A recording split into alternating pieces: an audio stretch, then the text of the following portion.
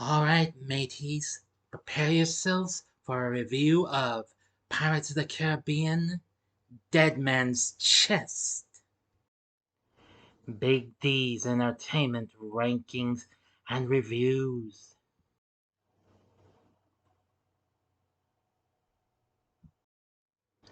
Ahoy there, me fellow YouTubers out there, and welcome to Big D's Entertainment Rankings and Reviews. Gotcha again. Hi, I'm Joel, better known to as the Big D, and this time I'm going to bring to you a review of the 2006 fantasy swashbuckler flick, Pirates of the Caribbean Dead Man's Chest, released by Disney along with Jerry Bruckheimer Films. Once again, directed by Gore Verbinski, written by Ted Elliott and Terry Rossio, produced by Bruckheimer. The second installment of the Pirates of the Caribbean film series. Set a year after the events of the first film, the film recounts Captain Jack Sparrow owing a debt to Davy Jones, the ghastly captain of the Flying Dutchman, and is marked for death and pursued by the Kraken. And meanwhile, the wedding of Will and Elizabeth is interrupted by Lord Beckett, who wants Turner to acquire Jack's magic compass in a bid to find the dead man's chest. This film was released on July 7, 2006, a week about a couple weeks after it premiered at the Disneyland Resort in June of that year. After the success of the first film, two sequels would be conceived. This and the next film at World's End, which they were both shot back to back. While unlike the predecessor, this film got mixed reviews though, but I'll get to that in a little while. Before I get into the story, if you haven't seen my review of The Curse of the Black Pearl yet, check it out by clicking on the card right there, and you can catch that if you might have missed it or if you want to see it again before I get into the details of this. Give you a wee bit of time here.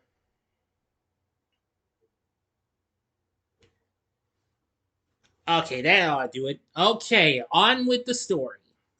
The wedding of Will Turner and Elizabeth Swann is interrupted when Lord Cutler Beckett, chairman of the East India Trading Company, arrives with arrest warrants for them and also for Commodore James Norrington, who allowed Captain Jack Sparrow to escape. Norrington has resigned and disappeared after losing the Navy's flagship, HMS Dauntless, in a hurricane while pursuing Jack. Meanwhile, aboard the Black Pearl, Jack is visited by Will's father, Bootstrap Bill Turner, and is marked with a black spot. Bootstrap is a crewman of the Flying Dutchman, captained by Davy Jones.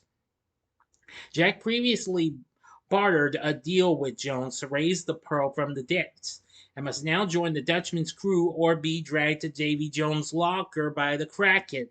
Meanwhile, Beckett has a meeting with Will where he reveals that he has letters on marque for Jack Sparrow signed by the King. Beckett offers to validate Will and Elizabeth's freedom if Will goes on a journey on behalf of the East India Trading Company to recover Jack's compass for Beckett's use. Will finds Jack and the crew on an island and frees them from cannibals.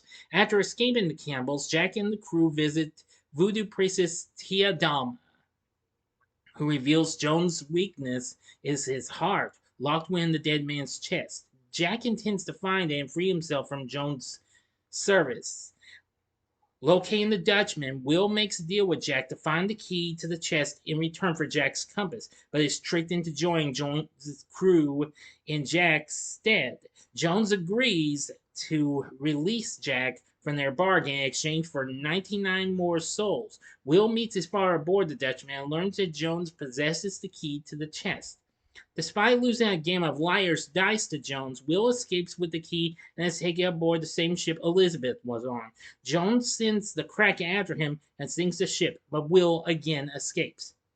Meanwhile, Elizabeth's father, Governor Swan, frees her from jail but is captured himself. Elizabeth bargains with Beckett to find the compass herself and makes her way to Tortuga, where she finds both Jack and a drunken Norrington. Jack hires a new crew, including Elizabeth and Norrington, and Elizabeth uses the compass to find the chest. All parties arrive on Isla Cruces, where the chest is buried. But a three-way sword fight breaks out between Jack, Will, and Norrington, who all want the heart for their respective goals. Jack wants to call off the Kraken and negate his debt to Jones. Will wants to release his father from the Dutchman, and Norrington wants to regain his life as a Navy officer. In the chaos, Norrington secretly steals the heart and runs off, pretending to lure away the Dutchman's crew. Jones attacks the Pearl with a Kraken, which kills most of the crew and destroys all but one of the Pearl's lifeboats. But Jack, who briefly fled the bow, returns and wounds the Kraken with a net full of gunpowder and rum. Now for the ending, you know the procedure. You have 5 seconds to stop this video. Go to the description box below. Fast forward to the time below. As I count down, if you've seen the movie already, please continue. Okay, you've been warned. Jack orders the survivors to abandon ship, but Elizabeth, realizing the Kraken only wants Jack, tricks him by kissing him and chains him to the mast so that the crew can escape. The Kraken drags Jack and the Pearl to Davy Jones' locker. Jones declares their debt is settled, but discovers to his rage that his heart is missing from the chest. In Port Royal, Norrington gives Beckett the heart and the letters of marque meant for Jack, allowing him back into the Navy as well as allowing Beckett to gain control of Davy Jones in the seas. The Pearl's crew takes shelter with Tia Dalma, where they all agree to rescue Jack. Tia Dalma introduces the captain who will guide them, the resurrected Hector Barbossa. Yep. End of story.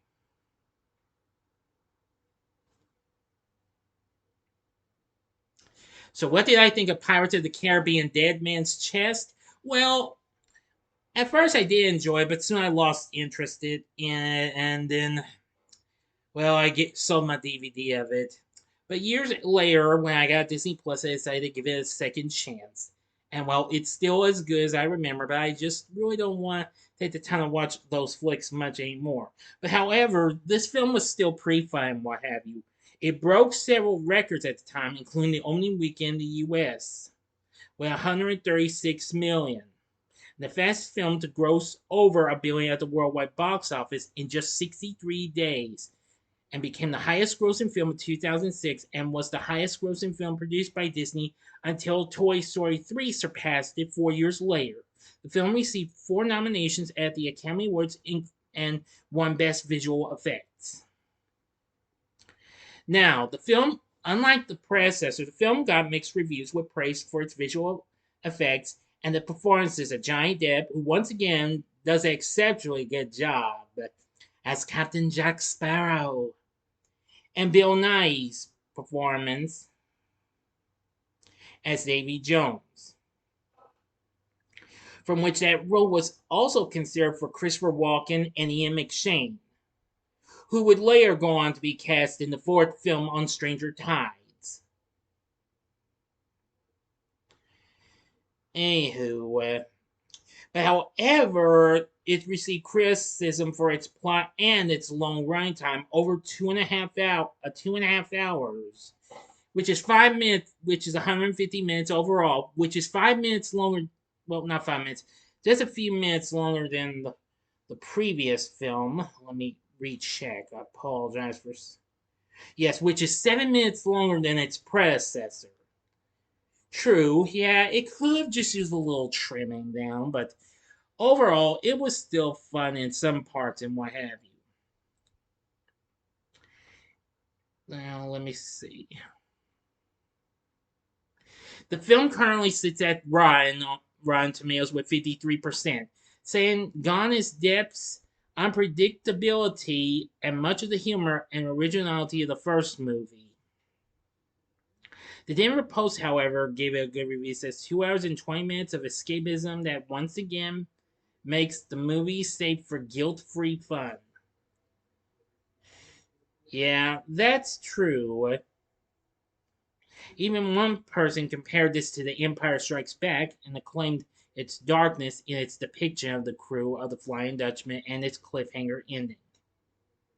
Now, the completely computer-generated Davy Jones turned out to be so realistic that some reviewers mistakenly identified Nighy as wearing prosthetic makeup.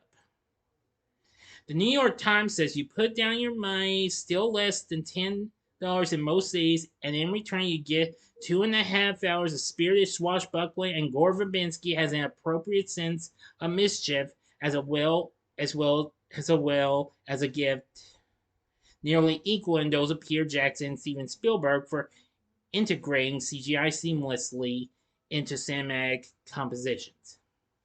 Yeah. And Empire says Depp is once again unmitigated joy as Captain Sparrow, delivering another eye-darting, word-slurring turn with some wonderful slapstick flourishes. Indeed, Rossio and Elliott smartly exploit these in some wonderful action set pieces. We don't get the predictable all friends together on the same quest structure, and there's a sure fit of surprises, crosses and double crosses, and cheeky character beats which stay true to the original's anti-heroic sense of fun. After all, Jack Sparrow is a pirate, a bad guy in the hero's head, a man driven by self-gain, over concern for the greater good, who will run away from a fight and cheat his friends without a second thought. And even someone at the BBC compared this to The Matrix Reloaded. Yeah, as a complex film that merely led on to the next film. Yeah, that's true. But anyway, Hans Zimmer is back to do the score for the film. So that was good. At least we had him on board. So yeah, the story was fine and all. I mean, yeah, it could have just been a little better, but however, I still like the great visual effects and of course the action sequences. Which case, like the first film, I don't care what anybody says. Now, aside from Johnny Depp and Bill Nighy, Orlando Bloom is back as Will Turner. He's once again good. Keira Knightley once again playing Elizabeth Swann. She's still good. Jack Davenport once again back as James Norrington. He's really good. Tom Hollander plays Lord Beckett. He's pretty good. Stellan Skarsgård played Bootstrap Bill. So, yeah, no, he was good too. Let's see. See, Kevin McNally plays Joshua Gibbs.